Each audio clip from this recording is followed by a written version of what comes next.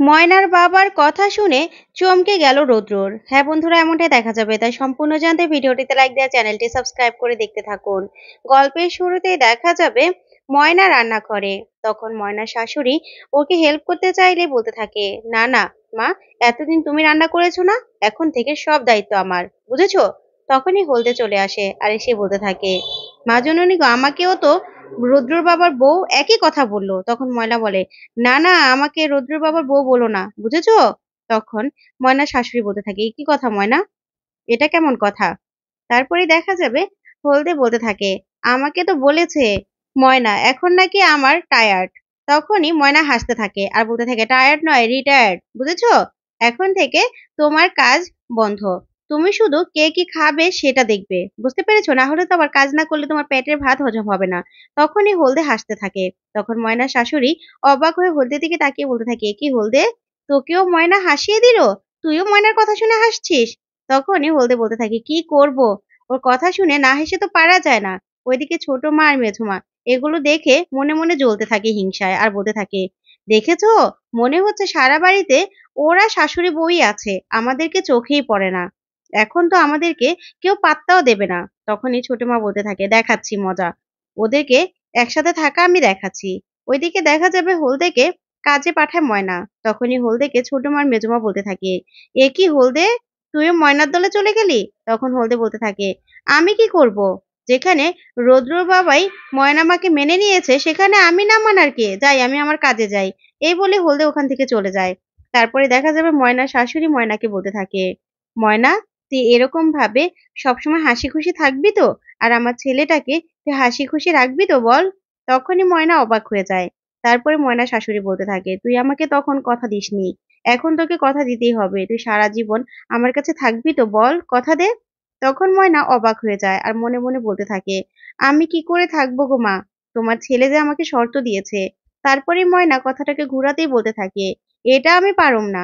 তোমার ছেলে তোমার ছেলে হলো পেঁচা, পেঁচার মুখে হাসি ফোটানো যায় নাকি বলো? সেটা অনেক কষ্টের কাজ। তখন এই কথা শুনে ময়নার শাশুড়ি বলতে থাকে, আমার ছেলে পেঁচা এই কথা বলে? তখনই ময়না বলে, এমনিতেই বললাম, বুঝেছো? হাসি ফোটাতে সময় লাগবে। তারপর দেখা যাবে শাশুড়ি বৌমা এই নিয়ে হাসাহাসি করতে থাকে। তখন ময়না বলে, মা দাঁড়াও, আমি আজকে একটা চিংড়ি মাছের রেসিপি করে তোমাদেরকে খাওয়াবো, সেটা আমার ঠাম্মি জানে। দাঁড়াও, আমার ঠাম্মিকে গিয়ে আমি জিজ্ঞাসা করে আসছি। তারপরে দেখা যাবে ময়না ও ঠাম্মির কাছে চলে যায়। ওইদিকে দেখা যাবে গুঞ্জা রুমে একা বসে আছে। তখনই সেখানে গুঞ্জা বসে বসে ভাবতে থাকে, শ্রেয়াস আমাকে এরকম ভাবে ধোকা দিতে পারলো? সেই জন্যই কালকে আমাকে বিয়েটা করতে চায়নি। আসলে ও আমাকে বিয়েটা করতেই চায়নি, তাই তো আমাকে ধোকা দিল। ও আমার সাথে এরকম একটা ধোকা দিতে পারলো। আমি এখন কি করব, কোথায় যাব? আমি তো কিছুই বুঝতে পারছি না। বাড়ি ফিরে যাব, বাবা মাকে আমাকে অ্যাকসেপ্ট করে নেবে? তখনই সেই ম্যানেজার আসে। ম্যানেজার আসলেই গুঞ্জা মনে মনে ভাবতে থাকে, শ্রেয়াস চলে আসলো না তো? তখন দেখে ম্যানেজার বলতে থাকে, ম্যাডাম, আপনাকে এই রুমটা ছেড়ে দিতে হবে, সময় হয়ে গেছে। তখন গুঞ্জা বলতে থাকে, কি বলছেন আপনি? রুমটা ছেড়ে দিতে হবে মানে? এই রুমটা আমি নিয়ে থাকতে পারি না? আমি টাকা দেব। তখন ম্যানেজার বলে, না ম্যাডাম, সেটা কোনোভাবে সম্ভব নয়, এই রুমটা বুক হয়ে গেছে, আপনাকে এই রুমটা ছেড়ে দিতে হবে। তখন গুঞ্জা বলে, এই নিন কানে দুলটা নিন, আপনি এই রুমটা আমাকে দিয়ে দিন। তখন ম্যানেজার বলে, না ম্যাডাম, আমরা কারো গহনা নেই না। তখন গুঞ্জা বলে, তাহলে আমাকে একটু সময় দিন, আমি এটা বিক্রি করে আপনাদের টাকা দিচ্ছি। তখন ম্যানেজার বলতে থাকে, না ম্যাডাম, আপনার জন্য এই রুমটা দিতে পারবো না আমরা। তখন গুঞ্জা বলে, অন্য একটা রুম দিন।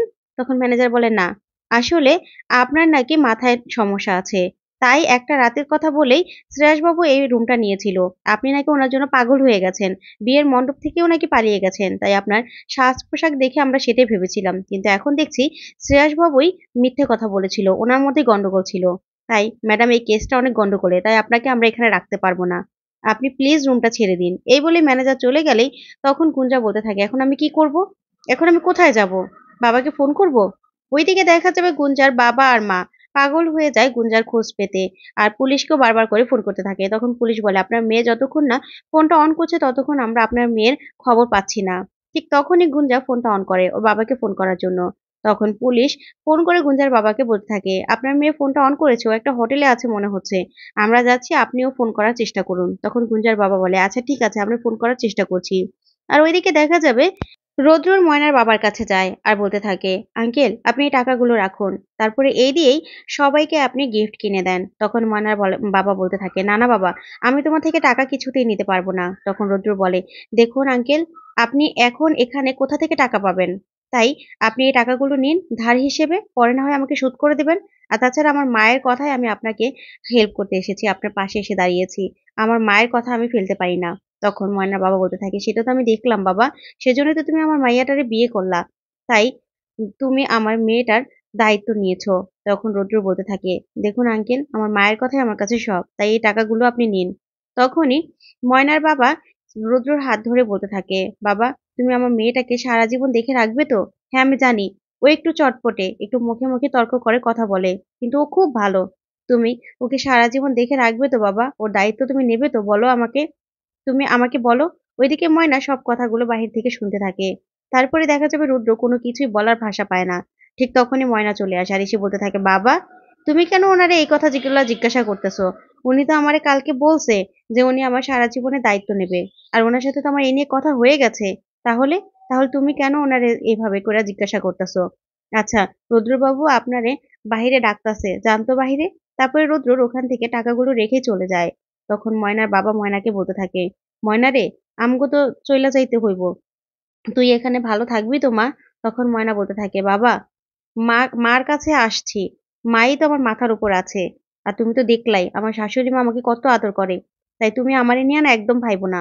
আর উনিও আমারে বলছে আমার সারা জীবনের দায়িত্ব নেবে, কিন্তু উনি না একটা শর্ত দিছে। তখন ময়নার বাবা বলে, কি শর্ত মা? তখন ময়না বলতে থাকে, উনি আমারে কইছে পড়ালেখা কইরা আমি যেন নিজের পায়ে দাঁড়াই। তখন ময়নার বাবা খুশি হয়ে যায় আর বলতে থাকে, এটা তো খুব ভালো কথা ময়না, এটা তো খুব ভালো কথা। এরকম কজন স্বামী বলে বলতো? তুই নিশ্চয়ই পড়ালেখা করবি আর নিজের পায়ে দাঁড়াবি, ঠিক আছে? তুই জামাইয়ের কথা শুনবি। তখন ময়না বলে, আচ্ছা ঠিক আছে, ঠাম্মি কোথায় গো? তখন ওর বাবা বলে, ঠাম্মি বাড়িতে নাই। তখন ময়না বলে, আচ্ছা ঠিক আছে, তাহলে আমি যাই রান্না করে গিয়ে। তখন ময়না আবার রান্নাঘরে চলে যায়। আর ওইদিকে দেখা যাবে গুঞ্জার বাবা গুঞ্জাকে ফোন করতে থাকে, কিন্তু গুঞ্জা প্রথমে ফোনটা রিসিভ করে না, বলে না এখন ফোনটা রিসিভ করবো না, 2-3 বার বাজুক তারপরে ফোনটা রিসিভ করব। তারপর দেখা যাবে 2-3 বার বাজার পরে গুঞ্জা ফোনটা রিসিভ করলেই দেখতে পায় ওর বাবা বারবার করে বলছে, গুঞ্জা মা কথা বল কথা বল, কাঁদতে থাকে। তখন গুঞ্জা মনে মনে বলতে থাকে, না বাবার কণ্ঠ শুনে মনে হচ্ছে বাবা আমার জন্য খুব টেনশনে আছে, না বাবা আমার উপর রেগে নেই। তখনই গুঞ্জা বলতে থাকে, হ্যাঁ বাবা আমি, এই বলে গুঞ্জা কান্নাকাটি শুরু করে আর বলতে থাকে, বাবা আমি ভুল করেছি, আমি অনেক বড় ভুল করেছি, আমি কি করে বাড়ি ফিরে যাব? তখন গুঞ্জার বাবা আর মা বলতে থাকে, মা তুই যাই ভুল করিস না কেন, তুই প্লিজ বাড়িতে ফিরে আয়, তুই এরকম করিস না, কান্নাকাটি করিস না। তখন গুঞ্জা আরো কান্নাকাটির নাটক করতে থাকে আর বলতে থাকে, আমি অনেক বড় ভুল করেছি, তুমি আমাকে ক্ষমা করে দাও বাবা। তখন গুঞ্জার বাবা বলে, আমি ক্ষমা করে দিয়েছি, তুই চলে আয়। তখনই গুঞ্জা বলে, হ্যাঁ হ্যাঁ আমি আসছি। এই বলে ফোনটা রেখেই গুঞ্জা মনে মনে বলতে থাকে, যাক এবার আমাকে বাড়ি ফিরে যেতে হবে, বাবা মা কেউই রেগে নেই। তো বন্ধুরা, আজকের আপডেটটি কেমন লাগলো অবশ্যই কমেন্ট করে জানাতে ভুলবে না। ধন্যবাদ।